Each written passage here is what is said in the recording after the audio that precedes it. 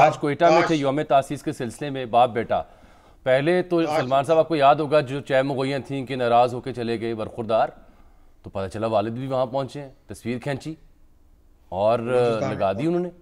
دیکھیں اور پھر آج واپس یہ آئے. ضروری تھا. میں نے آپ کے ہی پروگرام میں کہا تھا کہ جو باپ ہوتا ہے وہ اپنے علاوہ اگر کسی شخص کو اپنے سے آگے دیکھنا چاہتا ہے تو وہ اس کا بیٹا ہے. آج انہوں نے کہا بھی ہے, آج انہوں نے یہ میسج دیا ہے. دیکھیں میں نے پہلے بھی کہا تھا کہ کوئی اختلاف والی بات نہیں, البتہ ایک پاپولر سیاست کر رہے ہیں, ایک پاور پولیٹکس کر رہے ہیں. میں آج بھی سمجھتا ہوں کہ آصف زرداری صاحب پاور پولیٹکس کریں گے اور بلاول صاحب اپنی والدہ محترمہ کی طرح اگریسو سیاست کریں گے. آج بھی انہوں نے مسلم لیگ نون کو پھر ٹارگٹ کیا, یہ ان کا حق ہے. لیکن بات یہ کہ پاکستان کے اندر سیاست کرنے کے لیے نا اب آپ کو ایشوز کے ساتھ سیاست کو مشروط کرنی پڑے گی. اگر کوئی یہ سمجھے کہ جی کوئی چور دروازے سے یا اوپر سے یا نیچے سے آ جائے گا, دیکھیں اگر تو پاکستان کے مسائل آپ نے حل کرنے ہیں تو پھر ایشوز کو ایڈریس کرنا پڑے گا. پھر یہ جو الزام تراشی ہے, یہ گالی گلوچ ہے, کون سی سیاسی جماعت ایسی ہے جو ایشوز کو ایڈریس بھی کر رہی ہے اور اس کا حل بتا رہی ہے اپنی تقریر میں, اپنے بیانیے میں, اپنے مینیفیسٹو میں؟ دیکھیں ابھی جو شامی صاحب نے ذکر کیا تھا, نواز شریف صاحب کا ذکر اس لیے ہوتا ہے کہ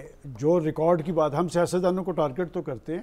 نواز شریف صاحب کی اگر 3 دفعہ کی آپ سیاست دیکھیں نا, تو ایک بات تو میں یقین سے کہہ سکتا ہوں کہ ان کے اوپر خوف تھا کہ ہم نے ڈیلیور کرنا ہے, ہم عوام کے سامنے جواب دیں ہیں.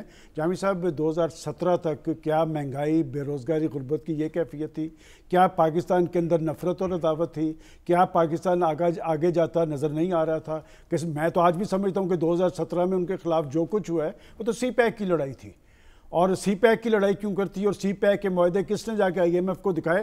دیکھیں نواز شریف صاحب ڈیلیور کرتے نظر آ رہے تھے. انہوں نے بیرون ملک دورے کے دوران بھی کئی کان میں کہا تھا کوریڈور میں گزرتے ہوئے, یہ مجھے صحیح خبر ملی ہوئی ہے. دیکھیں جو باتیں ہیں, آپ نے پہلے شہباز شریف صاحب کا ذکر کیا. دیکھیں میں آج بھی سمجھتا ہوں کہ نواز شریف صاحب 3 دفعہ پاکستان کے پرائم منسٹر رہے ہیں, 2 دفعہ انہوں نے پاکستان کے پرائم منسٹر نامزد کیے ہیں.